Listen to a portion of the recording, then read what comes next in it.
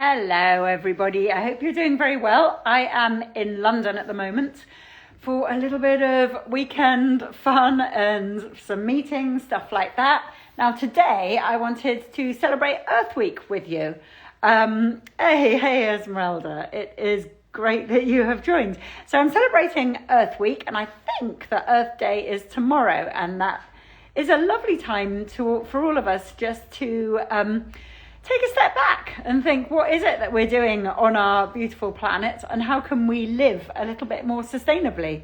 So in our 30-day springtime challenge, which is going rather well at the moment, we've got loads of people joining, and I think we've got about 400 people doing the challenge at the moment, and the movers group is quite lively with it, which is a lot of fun.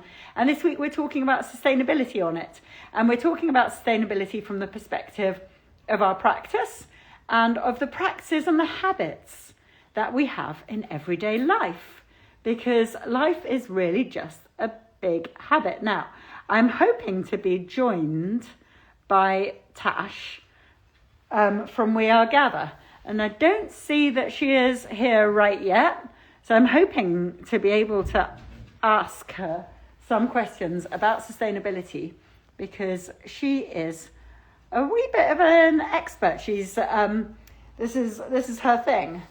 But in the meanwhile, while I am waiting for her to join, the thing that I can talk to you about is about the sustainability of our practices, because I think that so often in this age we think about short-termism. We think about a practice as in, I'm going to do an arm balance today, or I'm just going to do my, push it harder today. And it's all sort of your practices for today. But I think in the wise words of our teacher Mimi, you should be practicing for the next decade. So what practice am I doing right now that's going to help me through the decades? And I think that's a really different way of seeing yoga. It's a different way of seeing sustainability. It's a different way of just seeing how we relate to ourselves and to what we're doing on the mats, and making sure that what we're doing right now really is, in truth, for our own health and well-being. Because often, I don't know about you, but it can get a bit sidelined. It can get a bit sidelined to be like, oh, it's not about actual health. Oh, here we go. Let's see. Here's We Are Gather. Let's see if we can ask for We Are Gather to be to join us.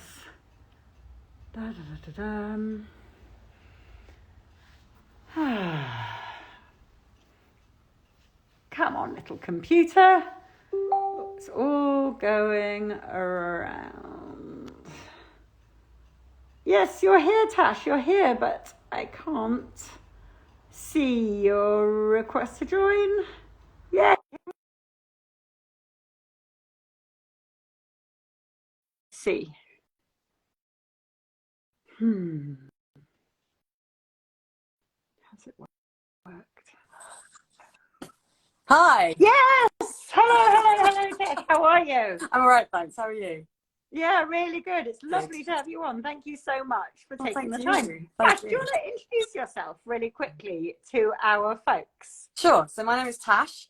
I run Gather, which is a refill store in Peckham, southeast London. And Gather exists to help you live a more eco life easily. So we are a refill store, but we also help you with other low impact swaps in your life. So yeah. I love it. Thank you. And thank you very much for running that little venture, because it actually means so much to local people. I know, because I live in Stroud, Gloucestershire, and I've got a local shop like yours, which I go along to, and it means a lot because it's a place where like-minded people meet, as well as being able to, shop without plastic, basically, and gumph and rubbish, because we don't need any more of that. Now, we've got some questions coming in. Thank you very much, Esmeralda, for posting these questions, which were posted on the Movers group. The first one, what's the point of taking small steps when big companies and billionaires are actually responsible for most emissions? That's such a great question, isn't it? Yeah, it really is. Because, yeah, it's absolutely true. So the point is that sadly, big businesses, companies, governments, they won't do anything if we as consumers, as voters, don't want them to. That is what gets them to take action. So both sides of it are important. Us as individuals, your own impact, yeah, it's a tiny drop in the ocean. But if all of us were taking steps, if all of us were able to, that's what would make the big businesses, the corporations, the companies, the billionaires, that would make them do stuff because they realize they have to. So that's why they both matter. Yeah, I think that's absolutely just such a good point, because it's us, we're the people who actually make the companies, make the products. Yep. Like, without any of the products that are funding the billionaires, there are no billionaires. Yeah, So we're really powerful. We are so powerful, and every pound we spend is a vote for how we want our world to be. That's exactly how I see it. Yeah. So it's like, we just need enough of us, and we need enough of us to talk about it and keep the conversation and keep encouraging each other, and not say, oh, it's too big, it's too much of a problem, because tiny things make a difference. Like that Dalai Lama quote, if you think you're too small to make a difference, try sleeping with a mosquito. Yes. And we can be mosquitoes in the side of the billionaires, right? Yeah, we need to be, definitely. Yeah. Absolutely. And it is about talking about it as well, because I think it's really easy to feel overwhelmed and really easy to think it's too big for me, I can't fix it, what's the point, no one else is. The more we talk about it, the more we normalize it, the more we see that other people are doing other little things. We just do what we can. We're social creatures, right? We like to do what other people are doing and to be part of a community. Exactly that. And that's what I was saying about you running a shop in your community, and me going to a shop which is run by somebody like you, just a passionate person, somebody who gives a shit. And I end up going there and I meet really cool people, and I see different community initiatives, because that's the kind of thing that happens in this shop. And I realize there are other people who are also making a difference. And it's like, yeah, this is an important thing. It makes you feel like you're part of something. Yeah, because you are. Yeah, absolutely. Oh, now this is a big question. It's a question which, like, they have big dispatches on and stuff. And I feel that in an Instagram live, we can't probably cover it all. Does recycling actually do anything? Because I think there are sort of yeses and nos. Tash, what's your view on that? It does. It's not the answer. Right. So we have to keep the resources in the loop that we're already using. Like if we're not recycling, we're just wasting resources. We get through the resources of like 1.7 Earths a year. So there aren't enough resources out there. However, it doesn't solve the problem. Not least like because the more you recycle stuff, the more it gets downgraded in quality, so it can't be used for the same things. Also, a lot of the recycling doesn't get recycled. You know, it gets burnt or it gets dumped. So we need to do it. The system needs to be better. And then we as individuals should find ways, if we can, to reduce the packaging, like with the shop with ours, or to reuse packaging as much as possible. Reuse everything you can. And then those two things together will, they make a difference. It does matter. Yes, such a good answer. I love that. Basically, try not to buy it. Try not to consume it. Try to use for food. Try to go to your local shop, which has got the good packaging options. So you just take along a little paper bag. Because you're right. Like the recycling system isn't a perfect system. No, it's not. We can't fix it, but we can do what we can, right? Yeah, we do what we can. No, thank you, Tash. Okay, buying good food is really expensive. Is there a way to make it more affordable to eat for the planet? What do you think, Tash? So this is a really tricky one, because my first thought would be I mean, it costs more, but it's actually more that the food system is screwed and really undervalues the cost of the stuff that seems cheaper. So it is cheaper, but it's actually causing damage, or someone isn't getting paid properly, or that kind of thing. However, yes, I recognize that certainly, like if you want to eat organic or local, it is more expensive. I would suggest prioritizing either the things that you eat the most of, you consume the most of, that's going to have the biggest impact. For example, if you do eat meat, try to eat less of it so that when you can, you can buy better quality meat. And also like find smaller brands, buy from smaller businesses. This stuff all matters as well. So if you can avoid the supermarket and go to your local greengrocer or your local corner shop, that's really impactful, because the big supermarkets are part of the problem. Small businesses are not part of the problem. They need to be supported. So yeah, that's what I would say. And also with organic, also there's a thing called the dirty dozen. So they're the ones that have the worst pesticide use to grow those plants, those fruit and veg. So you could avoid those. So it's about. Oh, can you put a link to that on this afterwards? Yeah, I'll do that. Great. Yeah, I'll do that. It's about prioritizing. If you can't do all of it, what matters most to you? What do you eat the most of? Where can you make those changes? What's got the biggest impact? Love it. Start there. Love it. I think that's so important. So little things that I would also suggest are, I grow my own food, which obviously is free. It's amazing. It's organic and it's free. And I know that not everybody has the luxury to have a little veg patch, but I know that you can grow so much on windowsills. Yeah. And one thing that I found is you can grow there's a company called Teeny Greeny, like grow your own microgreens. Oh, wow. But you can just grow like broccoli sprouts on your windowsill, and it costs nothing, and you get all of the nutrients, and you don't get all the plastic and rubbish. So there are little things, and it makes you feel good, because every day you see your little shoots coming up, and you have that feeling that you did when you were 5 years old and you first watched. It's so amazing growing food, right? You're like, wow, it's magic. It is, and it really is magic, and it's a way of kind of connecting ourselves. Like every little thing that we eat, somebody has grown.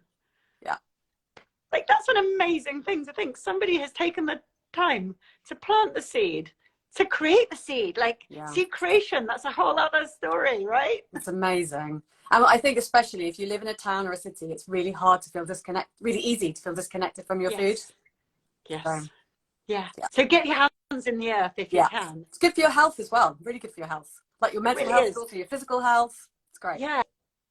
And eating less of the fancy stuff, and maybe getting a bit more acquainted with, because some of the stuff that I eat is super cheap. It's like potatoes and lentils and different kinds of chickpeas and things like that. So it's quite cheap food.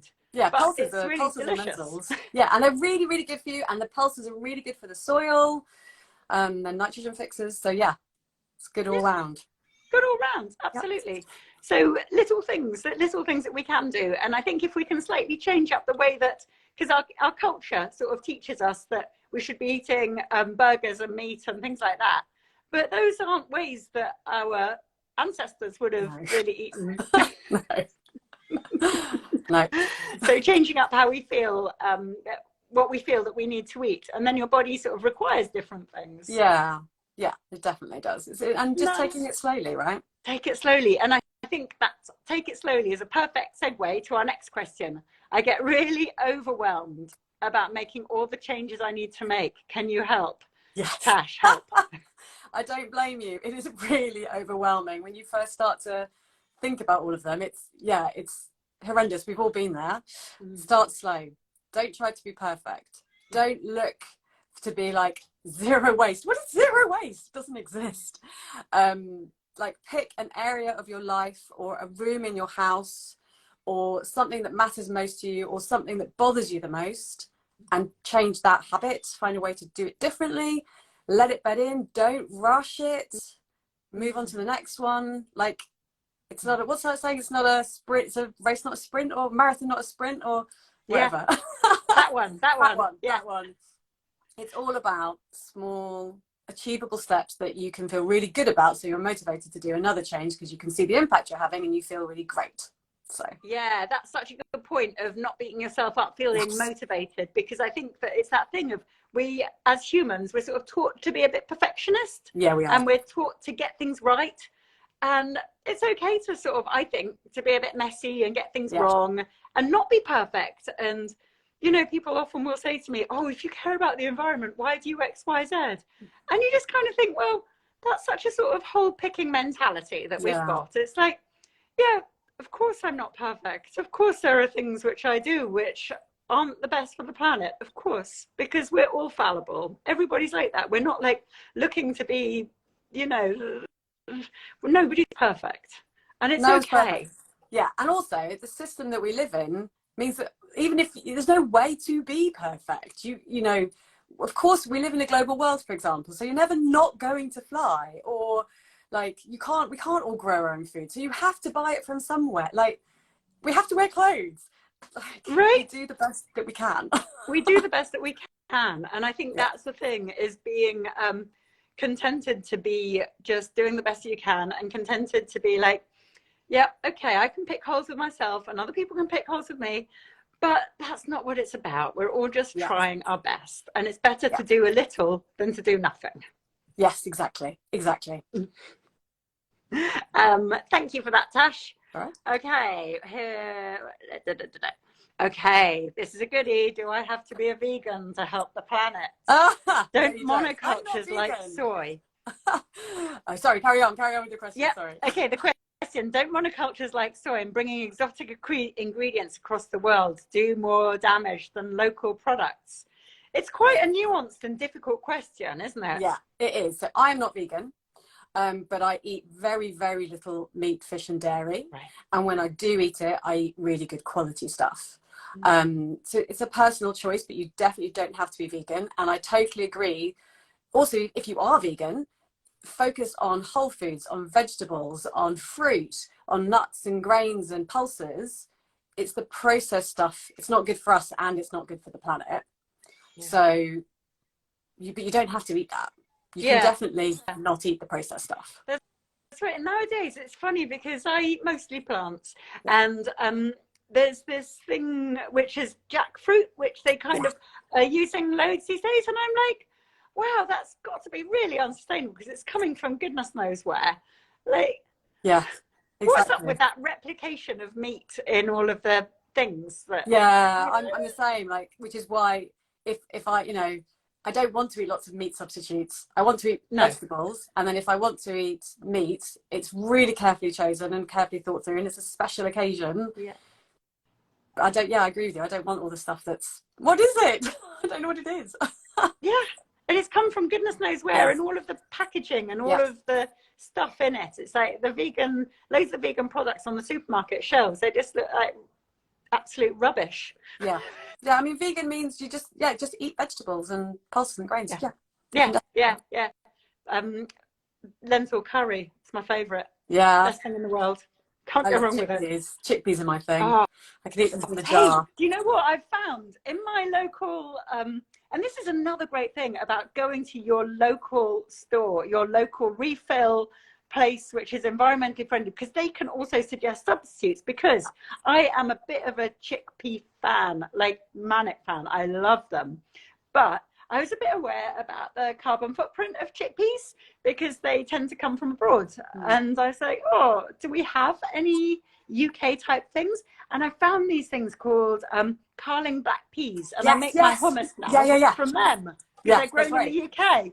Yeah, Hodmedods. The company's Hodmedods. And they grow British pulses and grains. It's amazing. And that's the thing. If you go along to your local store, they can tell you about all of these really fascinating things that you might not know about. Yeah. So if you're based in South London, go along to Gather. And even if you're not, take a trip to South London to visit. Yeah. Because you find out about those amazing substitutes, the amazing different things that you can do, different kinds of foods that just aren't talked about in the mainstream. Yeah, definitely. Oh, this is another massive one. How bad is flying? Does offsetting with tree planting do anything? Flying is really, really bad. It's really, really bad. Really bad. Like, you can wipe out most of what else you're doing if you're taking a long haul flight. However, we live in a global society. So again, it's about, like, if you can avoid flying, then do. But if you can't, like, you've got family who live abroad and you can't take the holiday time to travel by train, or you're going for a trip of a lifetime, that's okay. Again, it's about, you know, be kind to yourself.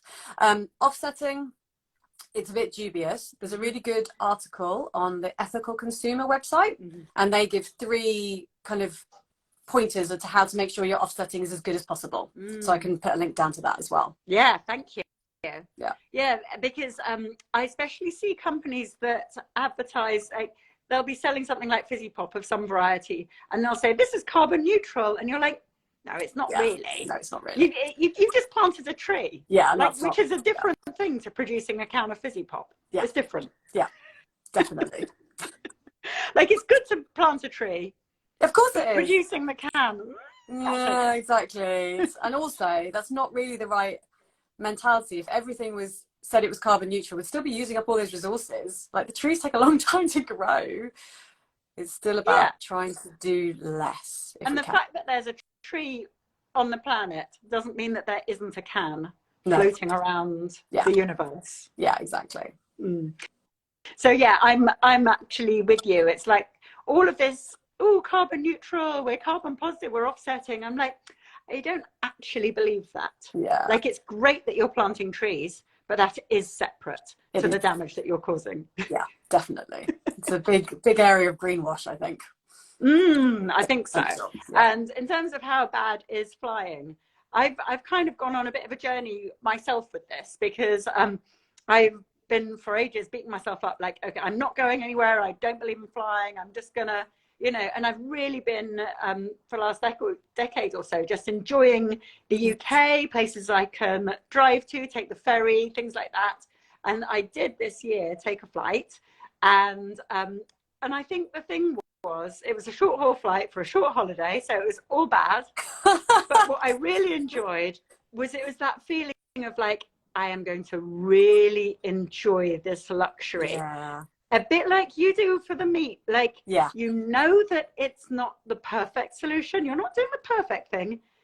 But if you're kind of able to lap up and know that this is actually, there is a cost. Yeah.